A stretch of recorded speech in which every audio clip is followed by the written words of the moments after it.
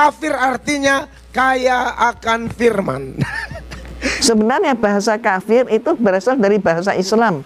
Kafir dari kata kafaro. Kafaro kalau bahasa Inggrisnya kafir. Nah, seperti Umi sebut tadi.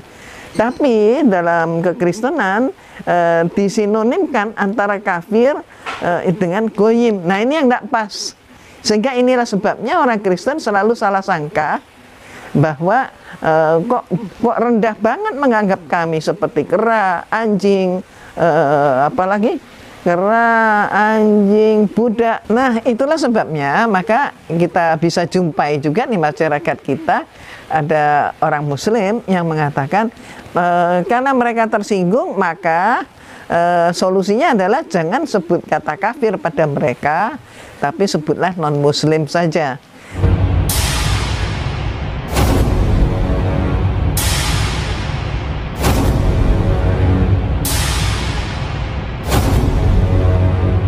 Assalamualaikum warahmatullahi wabarakatuh. Selamat berjumpa kembali di Bintang Mu'alaf Channel. Semoga kita semua dalam keadaan sehat di dalam lindungan Allah Subhanahu wa Ta'ala. Dalam kesempatan kali ini kita akan menanggapi video dari Pendeta Mel Atok yang mempelesetkan kata kafir. Nah, bagaimana statement dari Pendeta Mel Atok? Mari kita simak videonya. Orang Kristen tuh sekalipun dikatain kafir, dia ambil kafir itu lalu dia bilang kafir artinya kaya akan firman. Kafir artinya kaya akan firman. Jadi orang Kristen itu melihat ejekan, olokan, hinaan atau sindiran-sindiran seperti itu, pandangan-pandangan yang ditujukan kepada kita diambil dengan enak saja. Kita tidak usah baper, kita tidak usah pikiran, kita tidak usah simpan-simpan, sebab hidup kita ini dikuasai oleh Roh Kudus, bukan oleh hal-hal seperti itu. Cara kerja Tuhan, asal ada orang dianggap rendah, justru Allah tinggikan dia. Suka-suka Tuhan. Allah berfirman, aku akan bermurah hati kepada siapa aku mau bermurah hati. Aku akan berbelas kasihan kepada siapa aku mau berbelas kasihan. Itulah tadi video dari Pendeta Mel Atok yang mempelesetkan istilah kata kafir itu katanya kaya akan firman. Padahal arti yang sebenarnya tidak seperti itu. Oke, mari kita kasih paham kepada Pendeta Mel Atok. Kafir, dalam bahasa Indonesia, berarti ingkar atau tidak beriman terhadap Allah Subhanahu wa Ta'ala.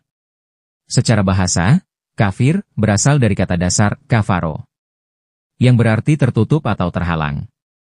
Dalam konteks Islam, kafir merujuk pada seseorang yang menolak kebenaran Allah dan tidak beriman kepadanya. Elaborasi, pengertian dasar, kafir berasal dari kata Arab, kafir, yang berarti tidak berterima kasih.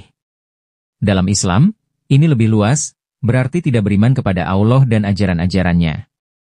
Lawan iman, kafir adalah lawan dari iman, yaitu kepercayaan dan penerimaan terhadap kebenaran Allah.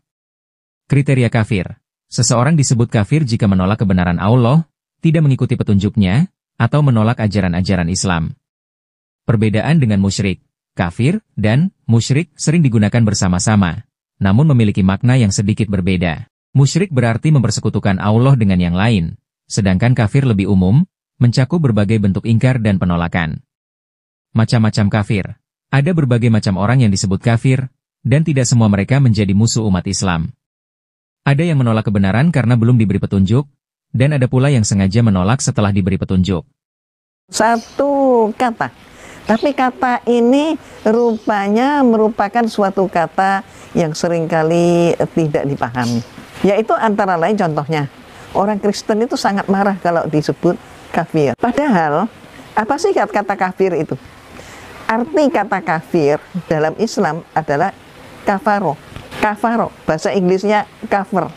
Ingat istilah gampangannya bed cover. Jadi bed cover apa? Penutup daripada tempat tidur. Jadi kafir adalah orang yang menutup diri. Menutup diri dari apa? Menutup diri dari hidayah Allah. Itu adalah kafir. Jadi berarti orang yang kafir itu orang yang menutup diri dari Allah. Jadi berarti dia bukan Muslim. Istilah kafir menurut Mu'alaf Irena Handono. Polemik istilah kafir bagi non-Muslim rupanya terus-terus menggelinding. Ustazah Irena Handono, pakar kristologi ikut menganggapi polemik ini. Menurut Bunda Irena Handono, konsep kafir dalam Islam dan Kristen memang berbeda. Kayaknya mereka salah paham deh. Karena konsep kafir di dalam Islam itu memang beda konsep kafir di dalam Kristen. Maknanya berbeda, kata Irena. Irena mengungkapkan, artinya begini, kalau dalam Islam, yang namanya kafir dari kata kafara, artinya ingkar. Atau kalau dalam bahasa Inggris itu cover. Artinya menutup, penutup. Jadi artinya mereka ini tertutup, tidak mau mengakui adanya Allah dan tidak mengakui Rasulullah Muhammad adalah seorang nabi, seorang utusan. Mereka tidak mengakui, maka disebut kafir. Jadi kalau umat Islam sebut Kristen itu kafir, karena mereka ingkar. Kalau kita bilang, kafir lu, berarti, ingkar lu. Ya memang dia ingkar. Ingkar kepada Allah dan ingkar kepada Rasulullah selaku nabi, jelas Irena. Dalam sejarah tercatat, elok sekali kalau kita paham sejarah, supaya kita tidak salah menilai. Dalam sejarah tercatat, ketika Rasulullah SAW berjumpa dengan orang Yahudi dan bermaksud untuk berdagang, maka Rasulullah SAW menyangka orang Yahudi itu adalah orang Muslim. Maka Rasulullah SAW memberikan salam, Assalamualaikum warahmatullahi wabarakatuh. Dan orang Yahudi itu dengan spontan, tanpa ada beban, maka orang Yahudi itu menyatakan, Afwan, maaf, saya kafir. Jadi dia mengatakan, maaf, saya kafir. Dia tidak mau menjawab salam itu. Tapi dia, sekali lagi, ringan, tanpa ada beban, tidak ada atau jauh sekali dari rasa tersinggung, dia dengan sangat jujur menyatakan, maaf, saya kafir. Jadi saya nggak bisa jawab salammu, karena saya kafir. Artinya apa? Saya tidak menerima Allah. Itu maksudnya, kafir. Nah, jadi itulah sebutan kafir. Jadi kafir adalah orang yang bukan Islam, tidak menerima hidayah Allah, tidak mau tidak beragama Islam, ya itulah paling pasnya. Sementara dalam konsep Kristen, kata Irena, makna kafir itu bercampur dengan pemahaman Yahudi. Artinya yang disebut kafir dalam Kristen adalah orang-orang yang tidak meyakini seperti keyakinan mereka. Jadi yang bukan Kristen mereka sebut kafir. Tapi konsep kafir itu bagi mereka mengerikan. Ini yang Umi sebut tadi terkontaminasi atau berbaur dengan konsep Yahudi, ujar Irena. Dalam Yahudi, lanjut Irena, orang yang bukan Yahudi itu dianggap sebagai goim.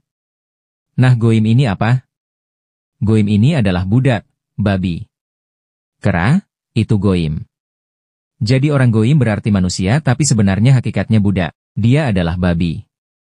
Dia adalah kera, lanjut dia. Nah sementara, ini bahayanya kalau kita mengukur orang dengan ukuran diri kita. Misalnya, sebagai contoh yang saya ingin sampaikan, ukuran baju saya, ketika saya menggunakan ukuran saya untuk mengukur ibu-ibu yang lain, belum tentu sama. Mungkin kebesaran, mungkin kekecilan. Maka kita perlu mengukur sesuatu sesuai dengan objeknya.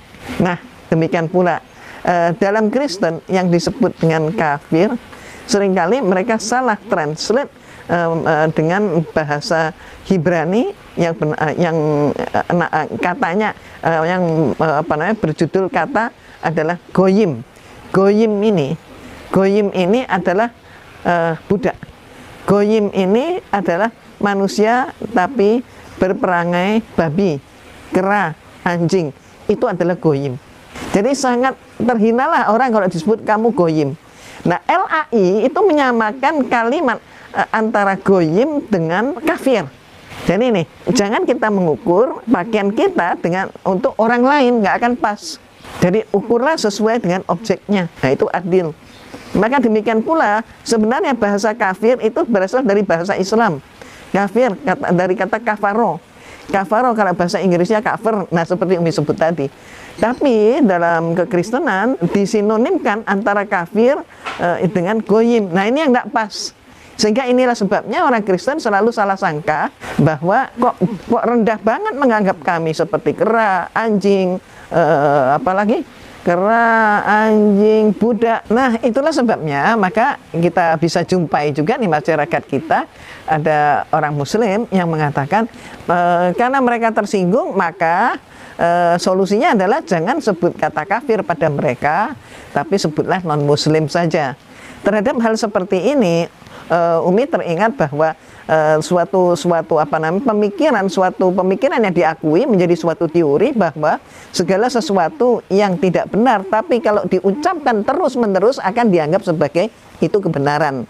Demikian pula dalam hal ini, kesalahpahaman ini supaya tidak berlarut-larut, tidak sampai menjadi dendam, kesumat dan seterusnya, maka harus berani untuk meluruskan.